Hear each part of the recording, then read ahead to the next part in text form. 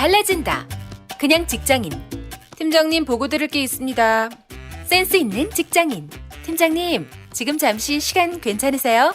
보고 드릴 게 있습니다. 볼수록 기분 좋은 사람으로 만들어주는 메이크업 말투 3단계 전략.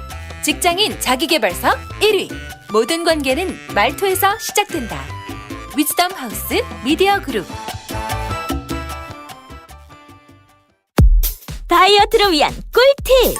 동결건조 채소와 곡물, 단백질, 그리고 효소와 비타민, 미네랄로 만든 다이어트 전용 그린 스무디로 하루 한두 끼만 바꿔 드세요.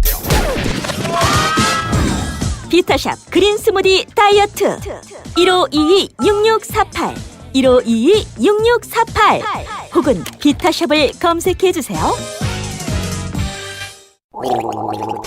엄마! 가글 했는데 입에서 뭐가 나왔어! 그거 올리덴탈 체크 가글이라 그런겨. 지금 쓰고 있는 가글 사용 후 확인해 보셨나요? 무색소, 무알콜, 무계면 활성제의 올리덴탈 체크 가글은 쉽게 나온 입안의 이물질을 눈으로 확인할 수 있습니다. 딴지마켓에서 판매 중입니다. 한글도 남보다 빨리 깨치고 참 똑똑했는데 갈수록 실력이 뒤처지는 것 같아 걱정이에요. 혹시 초등학교 교과서 본 적 있어요? 어려운 어휘가 너무 많아요. 학교에서는 어휘 개념을 하나하나 설명해 줄 시간이 정말 부족하잖아요. 그럼 어떡하죠? 내 아이의 어휘만큼은 내가 책임져야죠. 어휘 공부의 정성. 초등어휘 3천, 초등어휘 5천. 검색창에 초등어휘 3천을 쳐보세요.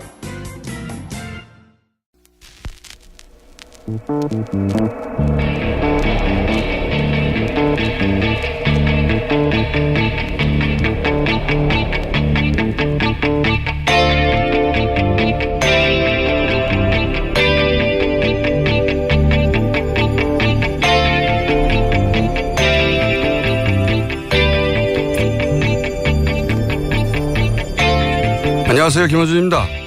그러면 제가 물어보겠습니다. 지금 남양주에서 비프로닐이 검출이 됐잖아요. 예. 그러면 그 검출된 것이 어디로 갔습니까? 유청 추리를 알고 있습니까? 어디로 가 있어요 지금? 추적하고 있고요. 하고 있다는 게 무슨 소리입니까? 지금 추적할 수 있는 그 맥이 다 있는 거냐고요. 중간 수입 단계 수입체들한테 가서 다 수거 지금 조치를 하고 있습니다. 수거를 도대체 어디로 간지를 알아야지 수거를 하는데 거기서 간 게 어디로 갔습니까? 자유한국당 김승희 의원이 국회 복지위에서 류영진 식약처장을 상대로 살충제 계란 유통 상황에 대해 질책하는 내용입니다. 류영진 식약처장이 임명된 지 한 달 만에 살충제 계란 사태가 터졌다고 해도 정부의 소관부처장은 제가 한 달밖에 안 돼서 라고 변명할 수가 없죠.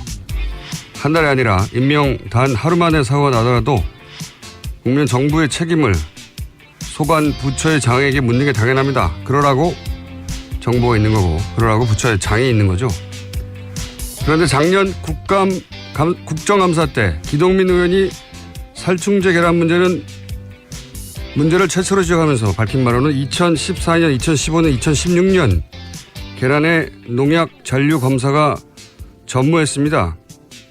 그렇게 농약 잔류 검사가 전무했던 2014년, 2015년, 2016년에 식약처 차장과 처장을 했던 사람이 바로 김승희 의원이죠. 전 국민이 현 식약처장을 질타해도 적어도 김 의원은 그러면 안 되는 거죠. 똥을 싼 당사자가 똥을 치우는 사람한테 이러는 건 웃기는 겁니다. 김호준 생각이었습니다.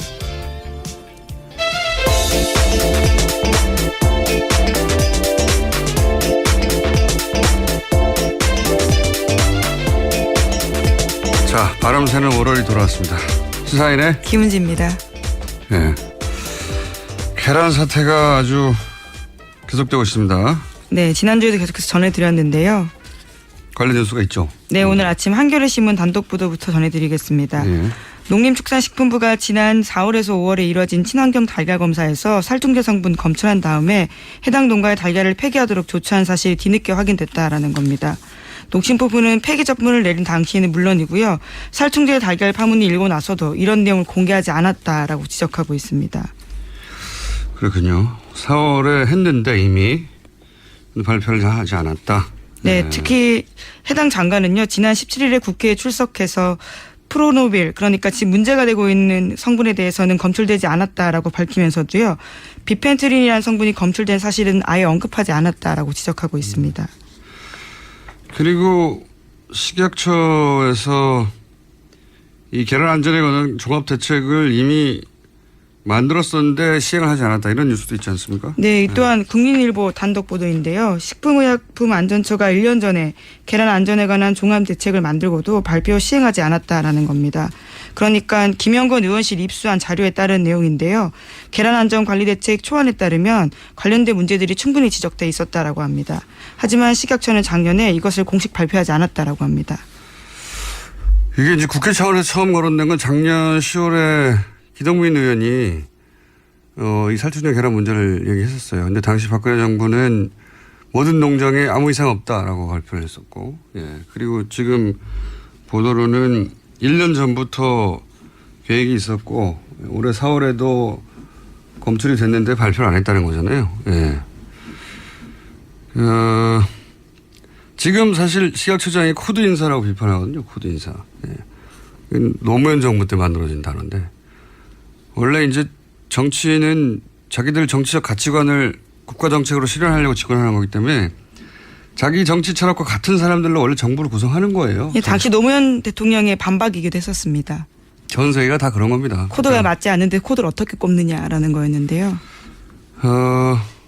누가 정반대 주장하는 사람들은 정부를 구성합니까? 근데 이 공격거리가 안 되는데 이걸 공격하는데 식약처장이 지금 코드 인사냐 아니냐는 지금 사태하고는 무관한 거죠. 이게 몇 년간 살충제를 계란에 뿌려온 게 한 달 전에 임명된 식약처장이 뿌리라고 한 게 아니잖아요.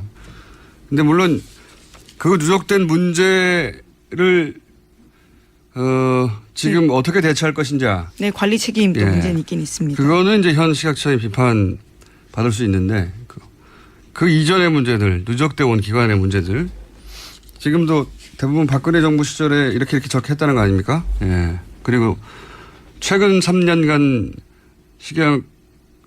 식약처에서 혹은 정부에서 농약 검사를 안 했다는 게 이미 작년 10월에 밝혀졌고. 근데 그 시절에 식약처장이 이렇게 따져 묻는 거는 이건 말이 안 되는 염치는 있어야죠. 내가 있을 때 검사했었어야 하는데 못해서 죄송하다 하고 사죄를 해도 못할 판에 그걸 따지는 건 정말 웃긴 일이죠.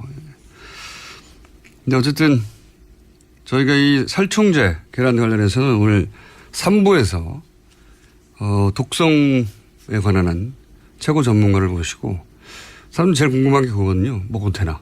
그렇죠. 아무래도. 네, 뭐가 되나. 왜 이렇게 오랫동안 이런 일이 있었나. 따져볼까 합니다. 자, 계란은 그렇고요. 다음 뉴스는요? 네, 국정원 적폐청산 TF 관련 소식도 계속해서 전해드리고 있는데요. 그 소식도 전해드리겠습니다. 민간인 댓글팀장 30명에 대한 정보 등이 검찰에 넘겨졌다라는 뉴스는 이미 전해드렸습니다. 그런데 이들에 대한 새로운 소식이요. 오늘 아침 한겨레신문 보도로 나왔습니다. 이들 대부분이 이명박 전 대통령 지지단체 소속이라는 건데요. 해당 단체 이름은 자유주의 진보연합, 선진미래연대, 자유한국연합 등입니다. 이들 단체는요 모두 2007년 12월 그러니까 이명박 전 대통령이 당선된 대선 즈음에 설립됐다라고 하는데요. 대부분 활동들은 4대강 사업 또 이명박 정부를 비판하는 인사나 단체를 종북으로 속칭 찍어서 낙인 찍는 일을 주도했다고 합니다. 이들 단체는 같은 곳에 이름을 정하는 것 같아요. 다 굉장히 키워드가 비슷합니다. 비슷하죠. 예. 자유, 뭐 애국, 예. 선진, 미래 이런 거 들어가면 의심해 봐야 됩니다. 근데 지난주에도 잠깐 언급했지만 이들 단체가 지속 가능하도록 국가 예산을 조직적으로 지원했다 얘기를 드렸었는데 오늘 뉴스가 나왔네요. 그러니까 단체를 만들어 놓고 정부 기관에서 이들 단체의 돈줄을 만들어 줍니다. 예. 네, 그렇죠. 이를테면요. 미소재단이나 보건복지부로부터 그러니까 민생경제정책연구소에서는요. 돈을 받게 되고요. 또 공익활동 지원 사업에 선정돼 가지고 관련 단체들이 돈을 받습니다. 몇십억씩 줍니다. 예. 이들 단체가. 그래야지 활동 해석할 수 있으니까. 그 댓글 작업이라는 게 단순히 게시판에 글을 쓴다는 게 아니고 자국면을 상대로 해서 이제 여론 조작을 하는 거죠. 예. 원세훈 전 원장이 직접적으로 그렇게 이야기를 했었죠. 여론 조작을 하는 건데 이걸 조직적으로 체계적으로 세금으로 써서 만들었다는 거죠. 그리고 전방위적으로. 지난번도 계속 얘기했지만 종교인 혹은 종교단체 특히 보수 개신교 인들이 이 사안에 개입했을 개연성이 대단히 높다라고 말씀드렸는데 방금 얘기한 그 민생경제정책연구소 소장도 목사예요. 네, 김진홍 목사라고요. 네. 사단법인 뉴라이트에서 이름을 바꾼 곳입니다. 자, 보수 개신교가 왜 이런 일에 연루되어 있는지도 이걸 꼭 따져봐야 될 거라고 봅니다. 개인도 있고 단체 수준에서도 있을 거라고 보는데. 다음 뉴스는요? 네, 계속해서 관련된 뉴스입니다. 인터넷 여론조작 작업에 참여했던 한 인사가요, 내부 고발을 또 했습니다. 경향신문과의 인터뷰에서인데요, 동화작가 송명문 씨입니다. 2012년 대선 당시에 문재인 후보를 비방하는 인터넷 사파 작업했다라고 증언한 건데요. 2012년 10월부터 12월 중순까지 건당 5만 원 받고 만화에 말풍선을 채워넣는 일을 했다라는 겁니다. 구체적으로 내용을 보면요, 문재인 후보가 아방궁에 산다거나 300만짜리 소파에 60만 원짜리 안경테 쓰고 앉아있다. 이런 내용입니다. 안경테 또 나왔네요. 그런 만화를 그리면 비방하는 거기다가 이제 만화를 그린 사람은 따로 있고 그 만화에 말풍선을 채운 사람은 따로 있었고 이분의 자신은 말풍선을 채워 넣었다는 그렇죠. 건데요. 이런 만화에 예. 누가 돈을 줬는지 모른다는 거고. 예. 그리고 나뿐만 아니라 여러 사람이 그런 일을 했다는 거고. 예, 한 달에 최대 70만 원 받았다라고 하고요. 한 건당 5만 원씩. 그리고 막판에는 또 돈을 못 받았다라고 합니다. 떼먹었군요. 그리고 나서 그렇게 그리면 지금 아까 얘기했던 그런 보수단체, 보수단체 무슨 청년연대 이런 데서 뿌리는 거죠. SNS 통해 가지고. 이렇게 조직적으로 한 거예요. 이 돈이 다 어디서 나왔나? 철저히 파헤쳐서 연루된 사람들은 다시는 공직에 있지 못하게 해야 되고 지시한 사람들은 엄벌에 쳐야 되죠. 일단 국가 세금을 하지 않겠습니까? 자기 주머니 돈을 털었을 리가 있나요, 이런 거에. 자, 다음 뉴스는요. 예, 적폐청산 관련해서 계속 뉴스 전해드리면요. 지금 공식적으로 국정원이 꼽고 있는 적폐청산 리스트가 14가지입니다. 그중에 또 하나 내용인데요. 우병우 전 민정수석과 관련된 국정원 내부 보고서도 언론에 폭로가 됐습니다. SBS가 보도한 내용인데요. 국정원의 국내 정보 수집을 총괄했던 추명호 전 국장이 우 전 수석과 지나친 유착관계에 있다라는 보고서 내용이 담겨 있다고 합니다. 국정원 보고서가 그렇다는 거죠. 예, 그렇죠. 관련해서 이미 이 내용들은요, 지난해 10월 달에 최순실 게이트 터지면서 나오긴 했었는데요. 국정원은 그것보다 1년 8개월 전에 이미 알고 있었다라는 거죠. 국정원이 뭐 최순실 모를 리가 있을 수 있습니까? 이 추 전 국장은 결국 최순실 라인 아니냐 이런 의혹을 계속 받아왔죠. 이 3인방한테 직보했다. 예. 직보했다. 국정원 내에도 최순실 라인이 있었던 것이고 그 연결고리에 추국장이 있는 거 아니냐 라는 의혹 제기가 있는 겁니다. 내부적으로도 그렇다라는 보고서가 나왔지만요. 추 전 국장은 아무런 징계 없이 퇴사했습니다. 그러니까요. 여기 대해서 당시 이병기 국정원장도 이 보고서 내용이 사실이라고 했죠. 예. 그러니까 최순실 라인이 맞는 거죠. 예. 그러니까 여기저기서 직거래했던 사람들이 나오는 겁니다. 보고서 국정원 내부 보고서가 추 국장이 소위 3인방에 직보했다 하는 것도 파악하고 있었고 전 국정원장이 보고서 내용이 사실이라고 했으니까 징계 대상인데 지금은 그냥 아무 문제 없이 퇴직을 했고 지금이라도 따져야죠. 다음 뉴스는요. 네, 또 하나 더 전해드리면요. 국정원 적폐청산 TF에서 하고 있는 건 중에 하나가 속칭 최동욱 사찰건입니다. 이와 관련해서 국정원이요, 당시에 직원을 재조사했다라고 합니다. 굉장히 웃긴 사건이죠. 이때 국정원 직원이 최 총장을 뒤조사했는데 어떻게 한 거냐? 그래서 혼자 했는데 뭐 어떻게 시작한 거냐? 강남의 한 식당 화장실에서 듣고 우연히 첩보를 들었다라는 거죠. 꼬리 자르기를 해도 검찰총장을 날리는데 국정원 직원이 식당 화장실에서 우연히 듣고 했다는 게 말이 됩니까? 꼬리 자르기를 한 건데 해도 좀 폼나게 하면 안 되나요? 하지만 여전히 국정원 적폐청산 TF 가서도요, 해당 직원은 똑같은 주장을 하고 있다고 합니다. 화장실에서 들었다고요. 확인할 수가 없잖아요. 지시를 받고 했다고 하면 윗선이 문제가 되니까 화장실에서 듣고 혼자서 했다는 겁니다. 혼자서. 그래서 지휘선상에 있는 서천호 당시 2차장 등에 대한 조사도 검토하고 있다고 합니다. 인정하지는 않겠죠. 어쨌든 그 사안도 지금 조사 중이다. 다음 뉴스는요? 네, 오늘부터 한미 군사훈련인 을지 프리덤 가디언 연습이 시작됩니다. 고조됐던 한반도 군사적 긴장에 비춰볼 때는요, 올해 군사훈련은 강도가 높지 않다라는 반응인데요. 훈련에 참여하는 미군 규모가 지난해보다 30% 줄었기 때문입니다. 알겠습니다. 관련 뉴스는 저희가 쭉 전해드렸는데 이제 북한과 관련된 이거 관련해서 지난주에 스티브 배넌 예. 인터뷰 말씀드렸었죠. 그때 배너는 주한미군 철수 얘기했었는데 제가 경질 될 것 같다고 자기가 철수하자고 한다고 되냐고 뉴스가 아니라고 그랬었는데 결국 경질됐어요. 네. 네, CNN이 그 해당 발언들이 경질의 결정타가 됐다라고 알리기도 했습니다. CNN은 그랬는데 그보다 훨씬 더 내밀한 미국 정치 얘기를 하는 포린 폴리시 같은 전문지, CNN은 그냥 대중지죠. 포린 폴리시는 전문지고, 전문지 분석을 보면 저는 포린 폴리시 따로 봅니다. 갑자기 왜 여기서 갑자기 깨알같이 자랑을 하시는 건가요? 생각이 나서.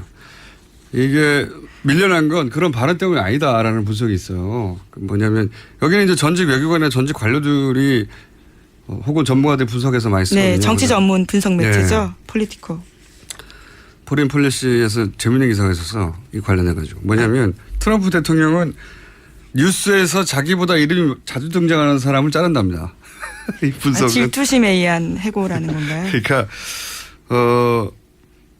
배넌도 최근에 뉴스에서 주목도가 굉장히 높아지고 그래서 견딜 수 없어서 잘라버린 거라고 하고 이 예를 쭉 듭니다. 그러면서 예를 들어서 국가안보보좌관 플린 러시아 스캔들에 연루돼서 잘렸다. 네, 그렇게 알려져 있죠. 이게 이제 예를 들어 CNN 같은 대중지의 분석이라면 여기서는 그게 아니고 플린이 러시아 스캔들에 연루됐다고 했을 때는 안 잘랐대요. 그런데 이제 플린이 점점 이름이 자주 등장하자 자신이 다른 누구보다 주목받는 걸 좋아하는 사람이 트럼프 대통령인데 그래서 백악관 공식기구를 통해서 발표를 안 하잖아요.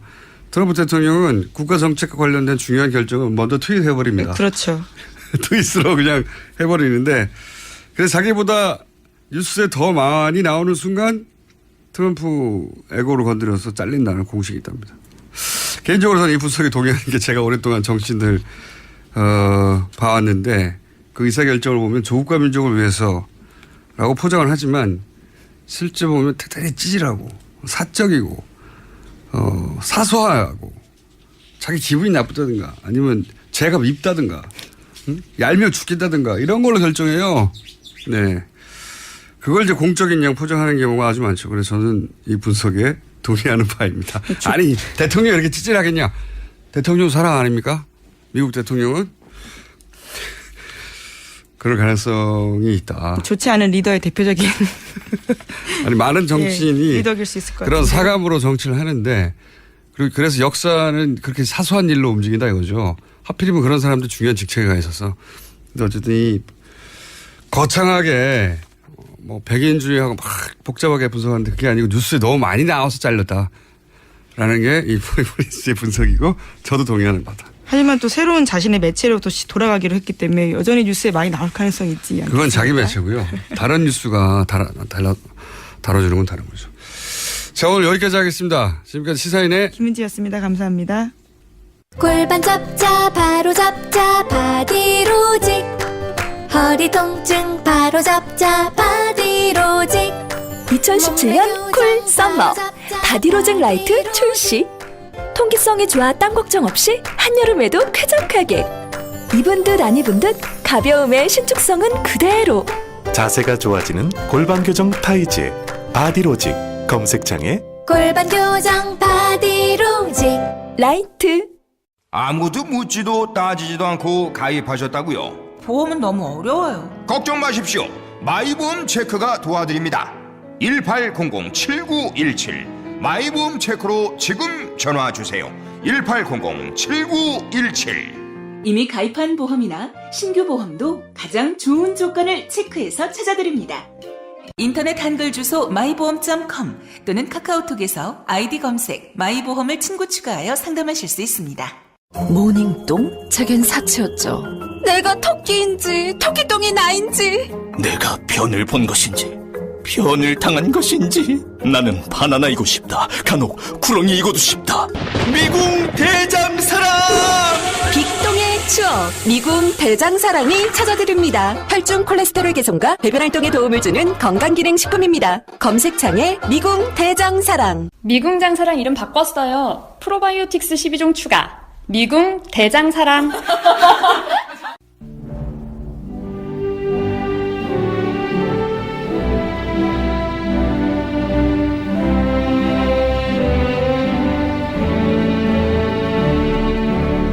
친애하는 국민 여러분, 안녕하십니까. MB입니다. 제가 오늘 오랜만에 나왔습니다. 사실 여러 가지로 별로 나오고 싶지 않았는데, 그래도 내 엠마는 또 안 움직입니다. 또 원래가 거물급이잖아. 근데 그런 내가 이래 나온 이유는 오늘 위험 문제가 나온다는 보고를 받았습니다. 응? 여기 진짜 문제야 이거. 여기 왜 이래? 이 소굴이야 소굴 이거. 김어준이 하나만 해도 이카는데 주진우가 주진우 갖다 이거 후라시키면 어떡하나 이거. 제대로 된 인간 아닌데 이거 주진우 이거. 근데 이것도 그 당시 불에 뽑았어야 되는데. 아이씨. 아무튼 국민 여러분, 오늘 이어서 나오는 이야기는 볼륨을 높이고 그거하고 귀를 쫑긋 세우고 정신을 바짝 차리고 들으면 안 됩니다. 이거를 믿고 계속 파헤치고 배우가 눕고 이거 그래 한번 파헤쳐 보자 이래 휘둘리면 안 됩니다. 이거 안 됩니다. 이것들 김어주이 주진우 이거 하자입니다. 이것들 귀 쫑긋 세우고 듣지 마라 이거는. 아 주진우 이건 내가 그때 강화냈더만 안 됩니다.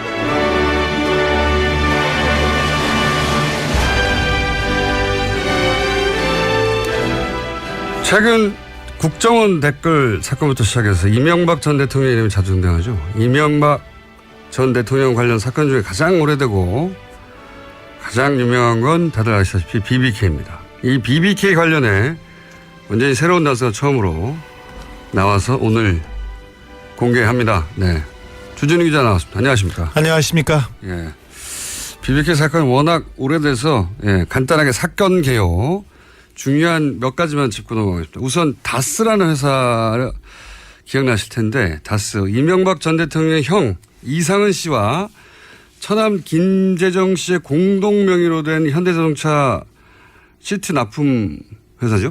네. 사실은 이명박 전 대통령의 차명 회사로 지목된 회사입니다. 오래전부터 그런 얘기가 있어요. 네, 거의 증명이 되다시피 하는 회사입니다. 자, 그런 다스 회사를 일단 기억해 주시고요. 또 하나는 이 다스에서 BBK에 190억이 투자됩니다. 네, 중간과정 생략하고. 그리고 BBK가 우여곡절 끝에 옵셔널 벤처스라는 회사가 됩니다. 네. 오늘은 옵셔널 벤처스가 BBK의 마지막 형태였다. 이것만 기억하시면 되는데 이 옵셔널 벤처스가 주가 조작으로 소액 투자자 얼마를 손해를 입혔죠? 약 600 아니에요? 600? 600여 명입니까? 600억. 사람은 5천여 명, 액수는 1,000억 원대입니다. 1,000억 원대입니까? 네. 네.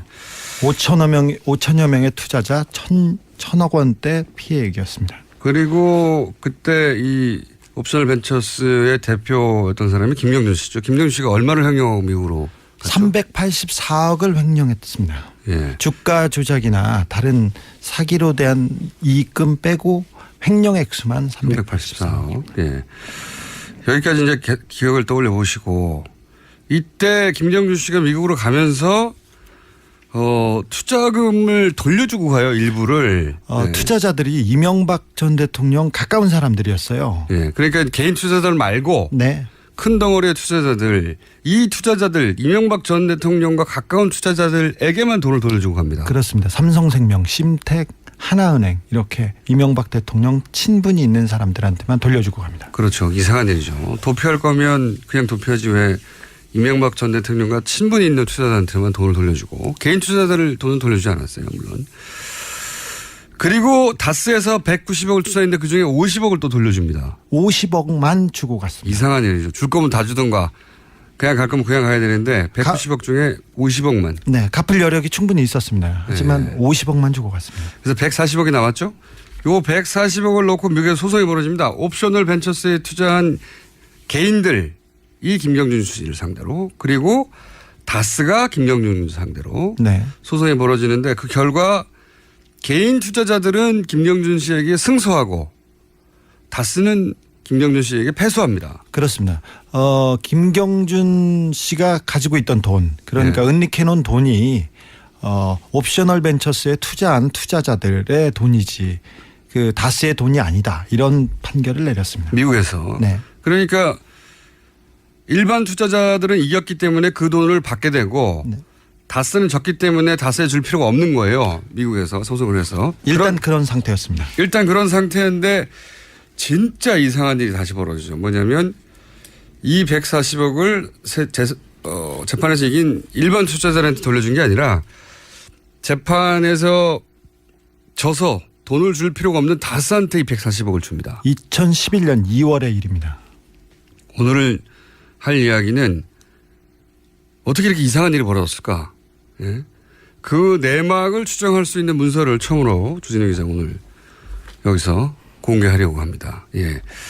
이 이야기가 이해하기 어려울지 모르는데 간단하게 말하면 140억, 그러니까 여러 가지 복잡한 사건 끝에 BBK의 후신인 회사에 140억이 있었어요. 스위스 계좌에. 네. 이 돈을 개인 투자자들한테 돌려주라고 미국 재판에서 판결이 났는데 근데 이 돈이 다스에 돌아가는 겁니다. 이명박 대통령이 실소유주라고 의심받고 있는 네. 다스에. 어떻게 이게 다스에 돌아갔을까? 라는 이유를 추정할 수 있는 문서를 지금 한보따리 노란이죠. 핑크색 보따리에 쌓아서 왔어요. 정말로. 예. 보자기입니다. 보자기에 싸가지고 와가지고 지금 보자기를 풀었습니다. 안에 문서가 잔뜩 들어있는데. 자, 첫 번째 공개할 문서는 뭡니까? 다스의 회의록입니다. 다스 회의록. 어떤 회의록입니까? 다스와 옵셔널 벤처스 관련된 소송 관련된 회의인데요. 회의를 LA 소재 찻집 화선지라는 데서 했습니다. 2008년 11월 10일 일입니다. 몇 시부터 몇 시까지도 있나요? 몇 시부터 몇 시까지도 있고요. 네. 11월 10일 날 하고 그다음에 11월 11일 날 양 이틀간에 걸쳐서 2시간 반, 5시간 뭐 이런 식으로. 다스의 내부 회의록인 거죠, 이게? 네, 그렇습니다. 네, 내부 회의록인데. 네, 다스 내부에 다스의 이사 신아무개 씨, 다스의 계장 참여했고요. 그리고 미국 변호사들이 참여했고 오세경 변호사라는 사람들 참여했고 여기에 LA 총영사 김재수라는 사람이 참여합니다. 사기업 소송에 왜 LA 총영사가 참여하는 겁니까? 이 김재수라는 분이 BBK 때 김경준하고 소송할 때 이명박 측 변호인이었어요, 원래. 네. 근데 그분이 갑자기 이명박 대통령이 당선되자마자 네. 한국 외교사상 처음으로 해외 동포 출신 변호사를 그냥 총영사를 시켰어요. 네. 근데 총영사를 시킬 때 임명할 때 그때 이분이 미국 영주권자셨어요. 네. 근데 그러니까 우리나라 국적자도 아닌데 네. 그 외교사상 처음으로 이런 자리를 줬었죠. 그래서 뭐 뒷말이 많았었는데 이분이 총영사에 가서도 다스 BBK를 보고 있었습니다. 총영사의 신분으로. 네. 그러니까 그 외교관이 사기업 소송을 외교관이 되기 전부터 맡았던 사건을 외교관이 된 이후에도 계속 맡았다는 거 아닙니까? 그렇습니다. 그러니까 사기업 간의 거래, 사기업과 개인 간의 그 소송을 네. 외교관이 맡았습니다. 네, 총영사관이 가서 회의에 참석했다라는 네. 문서가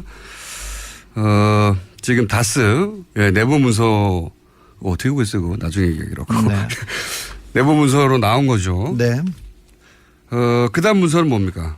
그다음 문서는 김경준 관련 LA 문서가 많아요. 잔뜩 여기에. 네. 네. 김경준 관련 LA 총영사의 검토 요청 사안이라고 LA 총영사 김재수 씨가 검토해가지고 그 위에다 보고한 사안입니다. 작성을 누가 했고 무슨 내용입니까? 청와대 민정실에서 작성한 것으로 보입니다. 다스의 핵심 관계자가 청와대로부터 받았다고 지시를 받았다고 하면서 내놓은 서류 3장짜리 서류입니다. 관공서 형식이고요.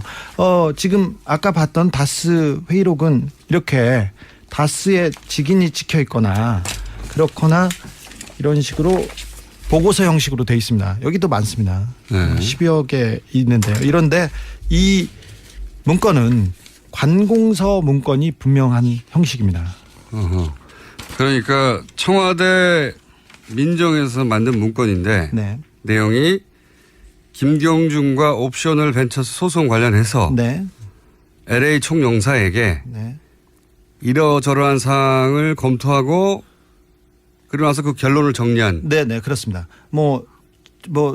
이 문건의 내용을 보면 스위스 계좌에 대한 동결 조치 필요, 한국 정부 차원의 동결 요청 가능성 그렇게 하면서 에리카 김 이보라에 대한 범죄인 인도 청구는 어떻게 해라. 그리고 어떤 수사를 근거로 동결 요청 가능한지 그리고 해외 도피 사범 시효 정지 규정을 인도 청구에 가능한지 이것도 하라고 합니다. 결론은 이렇게 나옵니다. 한국 정부 차원에서 스위스 계좌의 동결 요청은 어려운 것으로 보임. 그러면서 다른 내용을 추가 검토하라고 지시한 내용입니다. 이게 어려운데 요약하면 이런 겁니다. 그러니까 청와대 민정에서 옵셔널 벤처스와 개인 투자자 간에 벌어진 소송이 아까 있다고 그랬지 않습니까? 140억 돌려받기 위해서. 그 소송 쟁점이 뭔지 어떻게 해결할 건지를 LA 총영사 민정이 외교관한테 사기업 소송을 쟁점을 정리해서 보고하라고 한 거예요. 이해하셨죠? 예. 이때 청와대 민정이 누굽니까? 담당자는 있습니다. 담당자는 있는데 이름 밝힐 수 없나요 지금? 네. 누군지 알지요, 저는. 알겠어요. 그러니까 이게 내용이 그러니까 요약하면 이런 거네요. 스위스 계좌를 동결 가능한지 검토해라. LA 기업의 국내 소환 보니까 문서에 미 국세청 IRS 요청 사항 이런 거 네, 그렇습니다. 네. 목적이 뭡니까 이런 걸 검토하라게 한? 다스가 돈을 받기 위해서 정부 차원에서 뭘 도와줘야 될지, 뭐가 안 되고 있는지 그런 거를 중간 체크하고 지시하는 내용입니다. 그러니까 140억이 개인 투자자한테 넘어갈까 봐. 네, 그렇습니다. 그걸 어떻게 막을 것인가. 네. 다스가 그 돈을 어떻게 받을 것인가. 네. 140억을 어떻게 뺏기지 않을까 하는 거를 청와대에서 의논을 한 거예요. 청와대가. 네. 청와대가 사기업이 소송에서 져서 그 돈을 개인 투자자들이 가져갈까 봐 그걸 어떻게 막지 하고 회의를 한 내용이고 이 문서를 그럼 누가 가지고 있었습니까? 이 문서는 그 다스에서 이 청와대와 다스 간에 이 문제를 보고하고 이 담당자가 가지고 있었습니다. 다스의 담당자가? 네.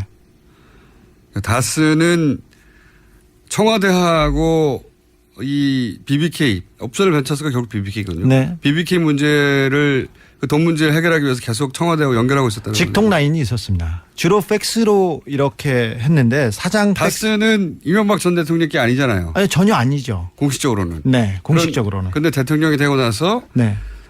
다스가 이명박 전 대통령에 직보했다. 네.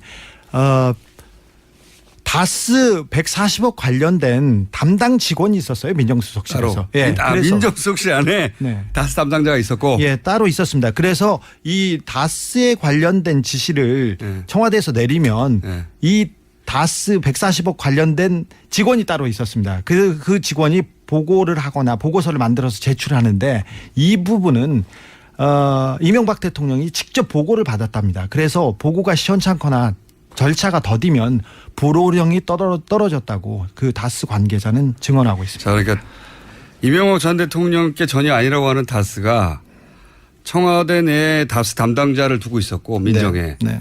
그 다스 담당자하고 그러니까 청와대 내 다스 담당자와 다스 내에 이 BBK 담당자가 서로 계속 연락을 주고받았고. 네.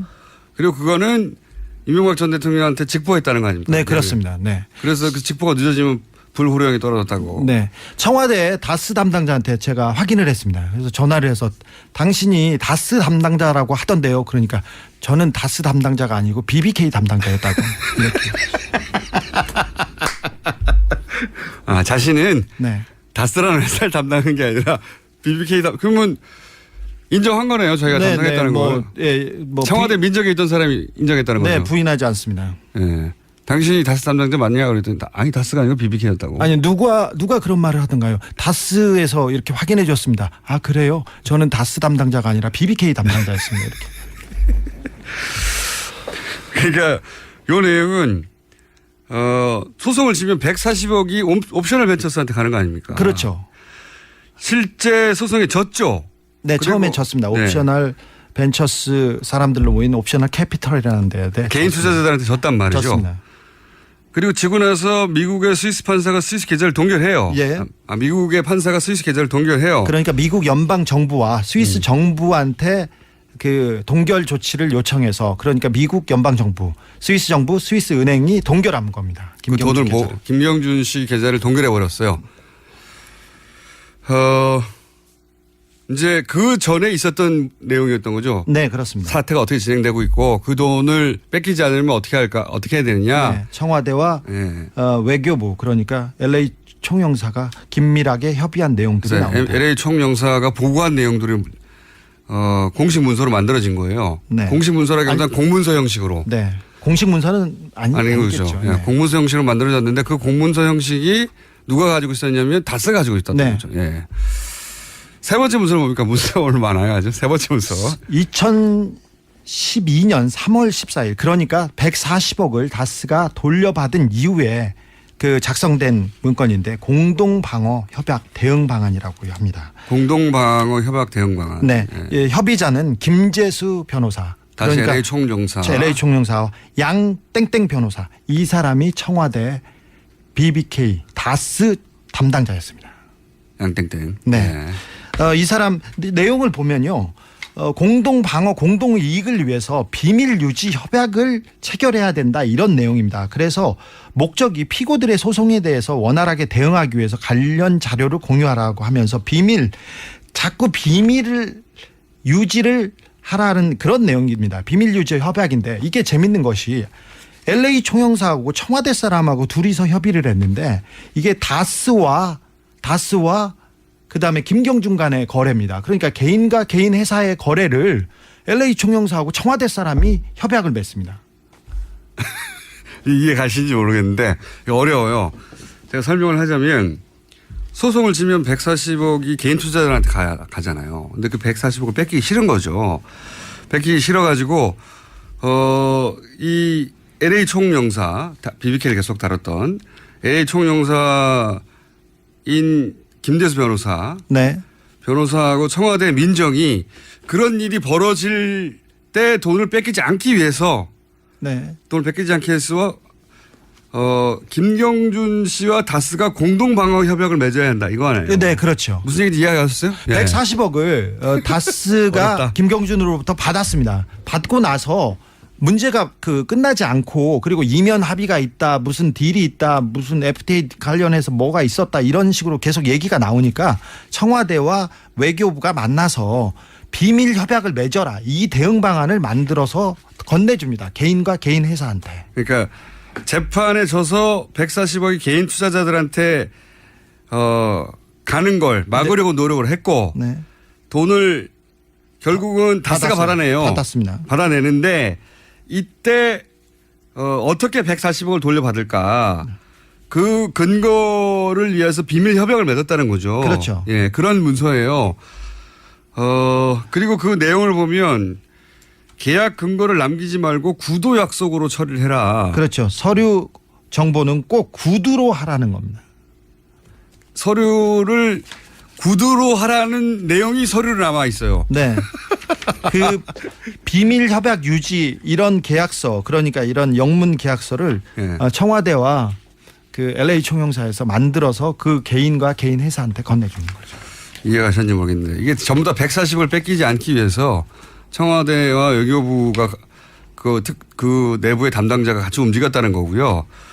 그래서 140억을 결국 뺏기지 않죠. 네, 그렇습니다. 뺏기지 않고 140억을 뺏겼다기보다는 개인 투자자가 정당하게 돌려받아야 될 돈이었는데 그 돈을 다스가 돌려받습니다. 적어도 김경준이 가질 수 있는 돈이었습니다. 왜 그러냐면 자기는 13년 동안 BBK 공범인데 종범이지 않습니까 사실은. 그런데 주범은 빠져나가고 혼자서 그 멍해를 다 썼으니까 적어도 주지 않아도 되는 돈인데 뺏겼죠. 그 돈을 어떻게 돌려받을지를 연구한 문서라고 보시면 됩니다. 네. 이건 자세한 내용은 이게 만약에 다시 수사가 이루어진다면 제출될 내용인 것 같고. 네. 김경준 씨가 너무 괴롭혀가지고 감옥에 있는데 네. 이명박 측에서 너무 괴롭혀서 가족과 자기를 괴롭혀서 안 줄 수가 없었다 이렇게 얘기하고 있습니다. 김경수 씨의 주장은. 네. 그러니까 140억을 재판에서 개인 투자가 이겼는데 안 주고 다스한테 돌려주는데 돌려줄 필요가 없는 다스한테. 네. 근데 그 김경수 씨는 자기가 가족을 너무 괴롭혀서 줄 수밖에 없었다. 네. 이런 얘기잖아요. 네. 근데 다스한테 그렇게 돌려주면 김경수 씨가 대신 얻을 게 있어야 되잖아요. 그렇죠. 얻을 게 뭐였습니까? 그 이면 합의에 대해서는 지금 밝혀지지 않았는데 김경주 씨는 내심 가족들에 대한 소송을 다 취하하고 그건 됐습니다. 네, 그리고 이루어졌죠. 자기를 풀어줄 줄 알았대요. 그리고 풀어줄 줄 알았겠죠. 네, 다스의 이 140억 담당자도 풀어주기로 했답니다. 풀어주기로 했는데 다스의 담당자도. 네. 네. 그런데 돈을 받고 나서 네. 그 윗분이 이명박 대통령께서 마음을 바꿔가지고 안 풀어줬답니다. 돈은 다 받았으니까. 이 앞에 문서들은 140억을 돌려받기 위해서 노력한 내용들이에요. 요약하면 결국은 그 디테일은 몰라도 됩니다. 그런데 그게 이제 문서로 확인됐다는 게 처음인 거고, 그런데 그 140억을 돌려주면 가족도 안 괴롭히고 자기도 풀려날 줄 알았는데 다스 담당자도 그렇게 알고 있었는데 근데 그냥 안 풀어준 거 아닙니까? 그냥 입을 싹 씻었다. 그런 내용이고요. 실제 그러고 나서 140억을 다스가 받고 나서 당시 기소중지 상태였던 에리카 김이 입국을 했죠. 예, 입국해서 이틀간 조사를 받았습니다. 서울지검 특수 1부에서. 관련 혐의를 다 털고 다시 출국을 했죠. 네. 그때 인터폴에 수배를 하겠다 아니면 범죄 인도인 조약을 진행하겠다 이렇게 협박을 했는데요. 아무것도 무혐의로 털어주고 바로 보냈습니다. 네. 그게 그러니까 이 140억 딜의 패키지의 일부가 아닐까 이런 추정이 가능한 거죠. 네. 왜냐하면 세 번째 문서에 좀 전에 얘기한 근거를 남기지 말고 구두 약속으로 처리하라 했기 때문에 실제 문서가 있는 건 아닌 거죠. 이 합의에 대해서. 합의 문서가 있으리라고 봅니다. 그래요? 그런데 거기에 문서를 남기지 말라는 문서가 있잖아. 네, 그렇지만 김경준 씨나 구체적인 것은 아니고 러프하게는 있으리라고 봅니다. 다스의 담당자가 김경준을 풀어주는 부분을 거기다가 넣었었나 봐요. 처음에 초안에 넣었는데 청와대한테 엄청 혼났다. 호통을. 그러니까 서로 합의를 할 때 김경준 씨의 석방도 문서로 남겼다가 다스 담당자의 얘기입니다. 네. 이명박 대통령이 불효령이 떨어져가지고 자기가 엄청 혼났다는. 그래서 김경준 석방은 그 문서에서 빠졌다. 네, 그런 디테일은 빠지고 그냥 몇 가지 조항은 남은 이면 계약서가 있는 것으로 보여진다. 네. 근데 그 이면 계약서는 지금 없고 손에. 그런데 어쨌든 김경준 씨 그래서 가족들도 풀려날 줄 알았고 김경준 씨도 풀려날 줄 알았다는 거죠. 네. 안 풀려났다 결국은. 그러면 여기서 궁금한 게 미국의 연방판사가 스위스의 김경준 씨 계좌를 동결시켰잖아요. 네, 그렇습니다. 그렇죠? 근데 그걸 감옥에 있던 김경준 씨가 그 계좌를 풀었다는 거 아닙니까? 결국은. 그렇죠. 감옥에서 마법을 부려가지고. 이게 어떻게 가능하죠 이게?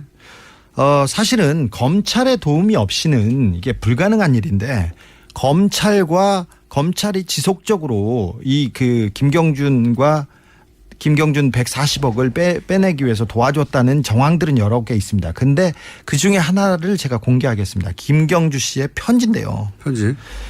2010년 2월 9일 날 보낸 겁니다.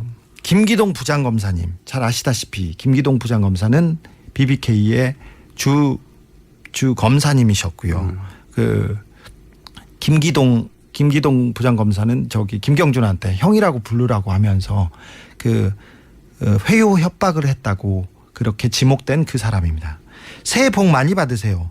계속 바쁘신 하루를 보내시겠네요. 언제나 신경 써주셔서 감사합니다. 이렇게 얘기하고 김양수 검사님을 뵙습니다. 김양수 검사님이 좋은 자리로 가가지고 굿뉴스를 들었습니다. 이런 얘기하면서 형 집행 순서 변경 신청서는 김양수 검사님 말씀대로 이렇게 됐습니다. 이렇게 얘기하면서 맨 마지막에 더 이상 실망을 주지 않게 도와주세요. 이렇게 얘기합니다. 그리고 저희 누나는 6월 전에 들어오는 것이 좋을 것 같다고 전달하였습니다. 아마 누나가 확인 전화를 드릴 겁니다. 이렇게 하면서 김경준 올림 이렇게 하는데 자, 6월 전에 들어오는 것이 좋겠다. 그 6월 전에 들어오는 것이 좋겠다. 누나가 확인 전화를 할 것이다. 이 딜 관계에 관해서 김경준이 계속 검사하고 얘기하고 있었던 정황이 보입니다. 형 집행 순서를 바꾼다는 거는 미국에 가서 형을 사는 게 가능해진다는 얘기거든요. 여러 가지 얘기가 뭐 그 편의를 봐주기로 했고. 김경준 씨가 미국으로 이송되는 걸 원했고. 네, 뭐 그렇죠? 이런 식이죠. 그래서 신청서 허락을 도와주셔서 감사합니다. 정말 감사드립니다. 이런 내용이 있습니다. 김경준 씨가 미국으로 한국을 떠나서 이송되는 걸 원했고 그런 걸 이용해서 그리고 누나를 털어주는 거를 털어주길 원하는 걸 이용해서 이런 딜을 시도한 것으로 보이는 내용이네요. 네네, 그렇습니다. 네, 검찰과는. 네. 이렇게 해주면 이렇게 해줄게 일부가 본인을 미국으로 이송하고 누나는 언제 들어와가지고 이 문제를 털고 예. 그 내용이 이제 편지에 일부 담긴 거죠. 네. 예. 그러면 이 민정에 있던 안모 인사나 외교부 인사가 자신들이 이 사건에 BBK 사건에 연루돼 있다는 걸 인정하긴 했습니까? 아까 말하신 대로 그 양모 씨는 인정을 인정했고요. 김재수 변호사는 전화를 계속 피하고 있습니다. 근데 김재수 변호사는 다스 다른 회의록 제가 가지고 있는 한 100여 건의 서류에 다수 등장해서 이 사람은 피해갈 수도 없습니다. 그리고 다스 측에도 확인을 했는데요. 사실 다스에서 이 문제를 담당했던 분이 저한테 그 모든 얘기를 털어놓으셨어요. 그리고 지금 다스의 실권자이신 이명박 대통령의 아들 이시영 전무한테 여쭤봤습니다. 제가 전화 받았습니다. 140억을 받기 위해서 청와대가 움직인 정황, 아버지가 움직인 정황을 알고 계세요? 그러니까 깊은 한숨을 쉬시고요. 그리고는 아니요 할 수도 있잖아요. 깊은 한숨을 쉰 다음에. 아니요. 주진우 기자입니다. 오랜만에 뵙습니다. 그랬어요. 제가 좀 단연간 괴롭힌 그게 있지 않습니까? 그랬더니 한숨을 쉬시면서 자기는 모르는 일이라고 죄송하다고 이렇게 끊더라고요. 자기는 모르는 일이라고. 자, 오늘 네 가지 문서를 얘기를 했는데 마무리를 해야 하는데 시간이 약간 부족하네요. 한 3, 4분 정도 마무리를 할까요 말까요? 해야죠. 해주세요. 그러면 저희가 3부에서 2분만 더 만나는 걸로 잠깐 쉬었다가 3부에서 다시 뵙겠습니다. 네, 뉴스공장입니다.